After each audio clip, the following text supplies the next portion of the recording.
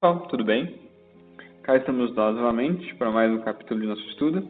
Dessa vez para falar sobre esse capítulo 16, que é uma continuidade dos últimos capítulos, trazendo mais alguns argumentos ou mais algumas dimensões que favorecem a ideia das vidas sucessivas, ou a teoria da reencarnação. Esse capítulo chama-se Objeções e Críticas, no qual Leon Denis começa dizendo que respondemos às objeções que, de saída, o esquecimento das vidas anteriores faz surgir no pensamento. Resta-nos refutar outras, de caráter filosófico ou religioso, que os representantes das igrejas, com muita satisfação, apresentam com relação à doutrina da reencarnação. Então, o grande objetivo desse capítulo é trazer uma nova abordagem e colocar mais alguns argumentos, fazer algumas refutações no que toca à ideia da reencarnação. Dessa vez de natureza mais filosófica, porque os capítulos anteriores foram destinados para refutar alguns argumentos de natureza empírica, digamos assim. Tratavam, por exemplo, do esquecimento das vidas passadas, por que nós não lembramos, e outras coisas desse tipo. E agora a gente vai tratar de argumentos um pouco diferentes, que são, em síntese, a questão dessa moralidade, motivação, a maneira como, segundo afirmam alguns, a possibilidade de viver outras vidas ou outras encarnações desmotivaria os seres, a passividade, quando entende-se que se o universo é regido por uma lei de justiça, amor e caridade, que todas as pessoas sofrem, o que elas sofrem atualmente é fruto direto do que fizeram no passado, os seres teriam um incentivo para a passividade, no sentido de entender, mas se o outro está sofrendo, quer dizer que ele foi ruim no passado, então ele está sofrendo porque ele tem que sofrer mesmo, e eu não tenho nada a ver com isso. O que enfraqueceria o instinto de fraternidade entre os seres. Depois a gente tem esse terceiro, que acaba por ser mais pontual, assim, ele não dá tanta abordagem para ele, mas eu achei interessante citar mesmo assim, que é a relação da responsabilidade pelo passado. Porque se o ser não lembra do seu passado, até que ponto ele pode ser efetivamente responsável por aquilo que faz, e até que ponto é efetivo uma lógica doutrinária ou pedagógica no qual o ser não lembra exatamente qual foi a causa daquele sofrimento. Depois nós temos a questão do progresso lento, que é uma refutação também a respeito de uma fala de um pensador da época. E, para finalizar, divergências que muitas vezes surgem no ensino dos espíritos. Mas vamos agora trabalhar um por uma para a gente conseguir explicar um pouquinho mais cada uma dessas e como Leon Denis as responde. Começando pela questão da moralidade.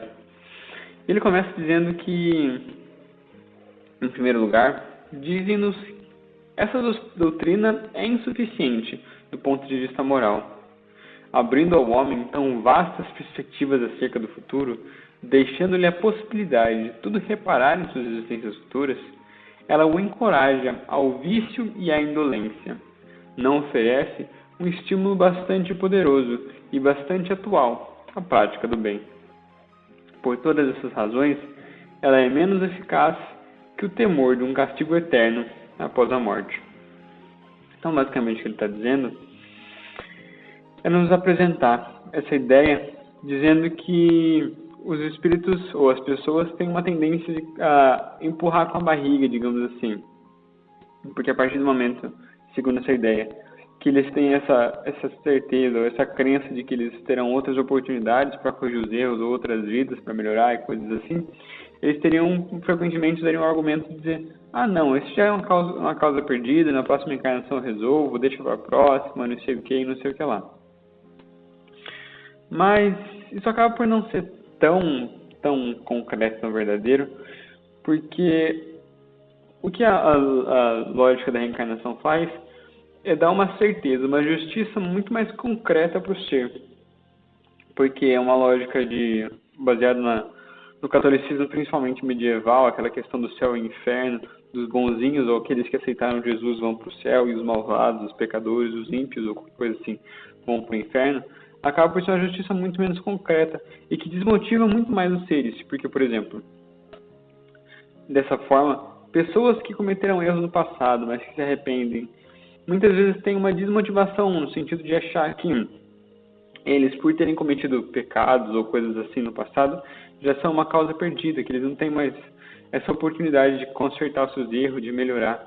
Porque por mais que eles tenham aceitado Jesus ou se tornado, passado a frequentar uma igreja ou se tornado judeus ou qualquer coisa assim, eles não vão conseguir suprir de maneira total, apagar esse peso na consciência, essa culpa que eles carregam. Afinal de contas, por mais que eles tenham se arrependido, eles ainda cometeram um erro. E esse erro precisa ser, de uma forma ou de outra, regenerado. Então, o que a doutrina da reencarnação, na verdade, nos faz é dar uma certeza mais concreta de que tudo tem uma consequência. Todo ato feito pelo indivíduo vai ter uma consequência para si mesmo. Assim, estabelece uma justiça muito mais ampla, muito mais certeira. E ele reconhece que o espírito pode, sim, deixar para a próxima encarnação. Afinal de contas, me parece um tanto quanto artificial ou inocente achar que uma pessoa tem a capacidade de superar todas as imperfeições e desenvolver todas as virtudes num intervalo tão curto quanto uma vida. É impossível que um ser consiga, em, sei lá, na melhor das hipóteses, 80 ou 90 anos, conseguir desenvolver a abnegação, a fraternidade, a benevolência, a bondade, a gentileza e não sei o que lá.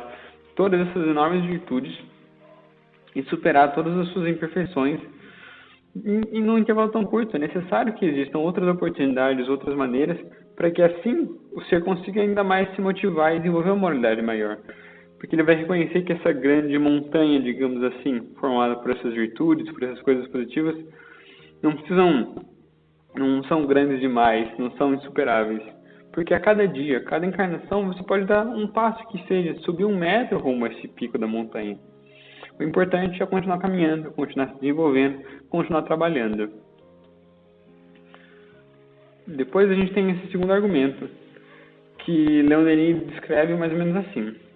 Como outra objeção, consiste em dizer-se: se estivermos convencidos de que nossas dores são merecidas, que são uma consequência da lei de justiça, tal crença terá, por efeito, extinguir em nós toda a piedade, toda a compaixão pelos sofrimentos alheios. Sentir-nos-emos menos inclinados a socorrer, a consolar nossos semelhantes. Deixaremos livre o caminho de suas provas, pois estas devem ser-lhes uma expiação e um meio de adiantar-se. E é interessante porque eu me debati com essa questão durante algum tempo, porque ela é uma questão que, diferente de muitas outras, é uma questão que faz sentido e que é uma objeção muito bem apontada. Porque esse é um questionamento que muitas vezes nos surge. Porque se existe uma lei de justiça que rege todos os seres e todo o funcionamento do universo, parece lógico que os seres que sofrem essa encarnação sejam responsáveis, sejam culpados pelo próprio sofrimento, uma vez que eles têm livre-arbítrio e existe uma lei de justiça. Portanto, as outras pessoas estariam certas ou fariam o bem por não atrapalhar nesse processo natural de correção, de regeneração. Entretanto, uma coisa que acho que responde, que consegue fazer com que essas coisas façam um pouco mais de sentido, é entender que essa lei é tão justa, mas é tão justa num sentido tão amplo, que a própria existência de pessoas ao redor dessa pessoa, de potenciais auxiliares nessa prova, nessa dificuldade, já é uma dimensão dessa própria justiça. Porque, pensando assim, que existe uma coordenação justa no universo, se ela é tão justa, mas tão justa assim, e se fosse injusto auxiliar o próximo, nós não teríamos a oportunidade, a possibilidade de fazer isso. Portanto, a própria possibilidade de poder auxiliar o próximo já é uma prova de que isso não é injusto. E nós fomos colocados numa sociedade com diversas pessoas, com diversos grupos, com diversas relações bastante complexas, exatamente por causa disso. Se nós tivéssemos simplesmente sofrer e pagar pelos nossos erros, pelas nossas ilusões do passado, como se fosse um purgatório, nós não estaríamos no meio de uma sociedade com pessoas, com famílias, com organizações de caridade, com médicos, com hospitais e com toda essa estrutura que foi desenvolvida ao nosso redor para nos auxiliar. Portanto, a própria presença da sociedade é uma das ferramentas para que o homem possa se regenerar através de si mesmo, ou seja, que a humanidade, como um só corpo, como um só ser, possa regenerar diversas dessas pequenas células que são os indivíduos, que muitas vezes adoecem, para que nessa relação entre si, trocando, ensinando, auxiliando, possa desenvolver-se, que possa nascer um reino de fraternidade e de amor. Assim, vamos para o quarto argumento, que é a responsabilidade pelo passado.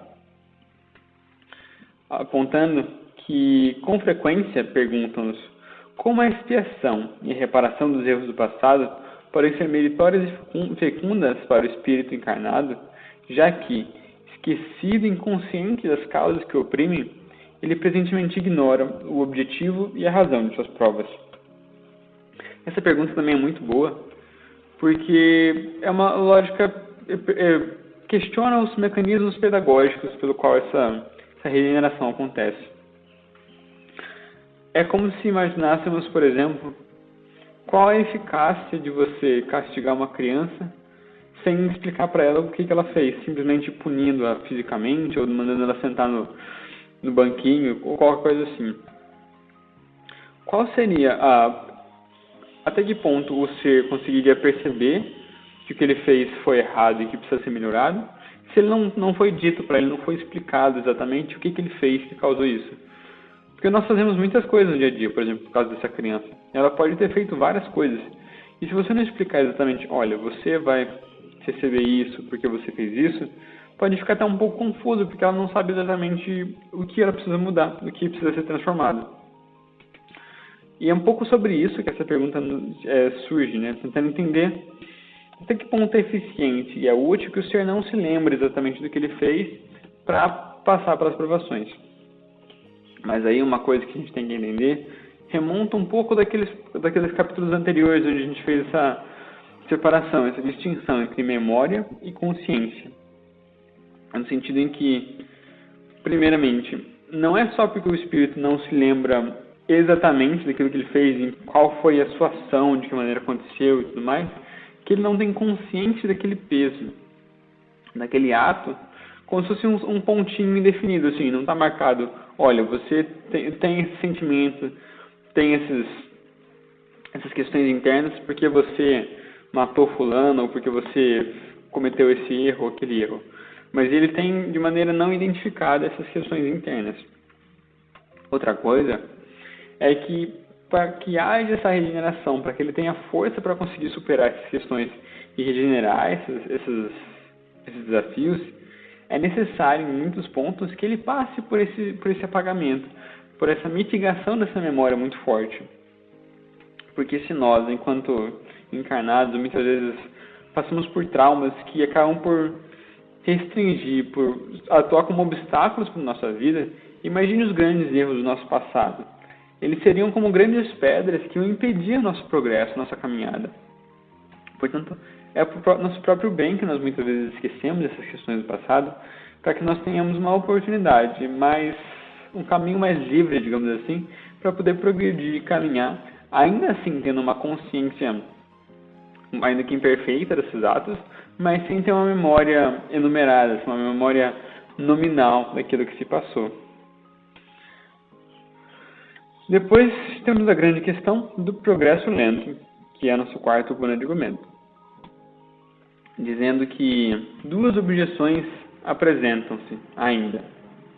Se a teoria da reencarnação fosse verdadeira, diz Jacques Bourriot, eu acho, em Moniteur de l'étude politique, o progresso moral deveria ser sentido desde o começo dos tempos históricos. Ora, a coisa é bem diferente. Se os homens de hoje são tão egoístas, tão violentos, tão cruéis e tão ferozes quanto eram há 2000 anos. Então esse argumento basicamente diz que se os homens realmente reencarnassem, passassem por novas vidas, e se as pessoas que estão encarnadas aqui hoje são as mesmas que estivessem no passado, imaginaria-se que eles não cometeriam os mesmos erros, não sofreriam dessas mesmas chagas emocionais, digamos assim. Eles já teriam sido capazes de superar essa questão e conseguir avançar e melhorar. Quanto a isso, eu acho que a questão 784 do Livro dos Espíritos entra bastante bem nessa questão, uma vez que essa questão parece que Kardec compartilhava de algumas das dúvidas desse cara. Quando ele pergunta, né, para os espíritos, a humanidade tem avançado muito, né, no sentido material e tal. Principalmente naquela época, quando eles estavam vivendo o auge da Revolução Industrial, surgimento da máquina a vapor, do tear, coisas assim. Mas ele pergunta aqui, parece que esse progresso, esse avanço, limita-se ao campo material, ao campo intelectual. Mas quando não se fala do campo moral, dessa capacidade de desenvolver a fraternidade, o amor, parece que os homens até regridem, parece que eles acabam caminhando para trás. Por que isso acontece? Essa é a pergunta de Allan Kardec. E os espíritos respondem, né, sabiamente que isso, na verdade, é fruto de uma visão imperfeita, que é frequentemente imbuída de uma certa nostalgia de tempos que nunca aconteceram, né? Mas que, ainda assim, mesmo essa percepção de visão imperfeita, fruto da incapacidade do homem de conseguir contemplar todo o passado histórico da humanidade de maneira desapaixonada e científica, são necessários em alguns momentos de interregno, digamos assim, que haja, como eles dizem, que o mal e a violência atinjam pontos insustentáveis para que o homem perceba a importância do bem e das reformas. E nisso também entra muito aquela questão, né, que nós muitas vezes dizemos, de dizer que essa geração está perdida, na minha época era melhor, quando eu era jovem não tinha esse tipo de coisa, esses jovens desvirtuados e toda essa história. Mas isso é frequentemente imbuído de uma nostalgia. Aquele tempo que nunca existiu, aqueles anos dourados, aquela busca por tentar romantizar a nossa infância comparado com as dificuldades que o presente nos aparenta. Isso porque nós muitas vezes lembramos com muito mais carinho, com muito mais afeição daqueles tempos, porque nós não lembramos muito bem das dificuldades, das tribulações, das questões que aconteceram no passado, e nós temos muita dificuldade de desenvolver a gratidão pelo agora, né? E ainda assim, essa questão de por que os homens continuam egoístas, violentos e coisas assim, bom, não é verdade para começar, até porque quando a gente compara, mesmo em questões estatísticas, a gente pode ver que a taxa de violência tem diminuído drasticamente, a expectativa de vida tem aumentando, o IDH em quase todos os países do mundo tem seguido uma taxa crescente. Então, e ainda assim, esses grandes crimes que chocam a humanidade hoje em dia, até pouco tempo atrás eram completamente normais, naturalizados e tidos como parte da vida. Como, por exemplo, violência contra animais domésticos, como violência contra cachorros, por exemplo. Hoje em dia é uma coisa que nos choca, é uma coisa que sai no jornal, quando animais são mortos na rua e coisas assim. Mas até pouco tempo atrás isso era completamente normal, ninguém ligava muito para isso. Só o fato de isso nos chocar, de sair nos jornais, de virar manchete, já é uma prova desse avanço que nós tivemos. E também, muitas dessas questões, essas chagas morais, como o egoísmo e o orgulho, são coisas tão profundas, tão arraigadas no nosso ser, que realmente demandam bastante tempo para que possam ser superadas. Assim a gente consegue explicar e responder a esse argumento que nos foi apresentado. E agora a gente tem para concluir a questão da divergência no ensino dos espíritos. Quando muitos espíritos dizem, através de Leon Denis, que uma dificuldade ainda subsiste, a que resulta da contradição aparente dos ensinamentos espíritas a respeito da reencarnação. Nos países anglo-saxãos, ela foi, durante muito tempo, omitida nas mensagens dos espíritos. Muitos até negaram, e esse foi um argumento capital para os adversários do espiritismo. Bom, isso talvez não faça muito sentido para nós hoje em dia, porque essa já é uma questão superada, digamos assim. Mas naquela época era importante fazer essa discussão, porque naquilo que foi conhecido como o espiritualismo norte-americano, havia uma certa discussão para ver se esses espíritos comunicantes, através de médiuns e outros fenômenos, eram efetivamente passíveis de reencarnar. Se nós éramos frutos de reencarnações, ou se eles eram simplesmente como fantasmas ou coisas assim que não efetivamente reencarnavam. Mas, respondendo essa questão da divergência, o que a gente pode dizer é que tanta prova de que os espíritos existem, que eles reencarnam, são essas próprias divergências, porque provam que existem espíritos mais e menos esclarecidos. Existem espíritos cujas mensagens carregam uma carga moral, uma carga realmente evoluída, que promove um crescimento individual inquestionável, enquanto tem outros que, através da sua própria linguagem, da sua maneira de falar e escrever, deixam claro a sua imperfeição e a sua baixeza. Mas o nosso mundo não é marcado por diferenças tão grandes entre os homens. Entre nós não caminham tantos santos, nem tantos demônios, digamos assim. O que nós vemos em grande medida é que os homens estão mais ou menos na média. Então, esses seres mais imperfeitos, esses seres mais esclarecidos, só podem ser espíritos que reencarnaram menos ou mais do que nós, que estão em diferentes estágios evolutivos, o que acaba por comprovar essa ideia da passividade de reencarnar dos seres. Bom, pessoal, mas esses foram 5 pequenos argumentos que foram refutados ao longo desse capítulo, cujo objetivo é dar esse embasamento mais filosófico para a questão da reencarnação. Mas eu acho que essa nossa síntese fica mais ou menos por aqui.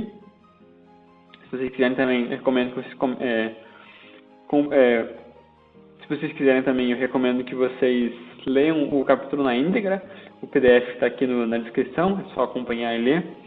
Também tem algumas outras coisas que ele chega a abordar, mas que, para sintetizar o capítulo, eu achei melhor deixar de fora. Mas, por enquanto é só, e nos vemos no próximo capítulo. Tchau!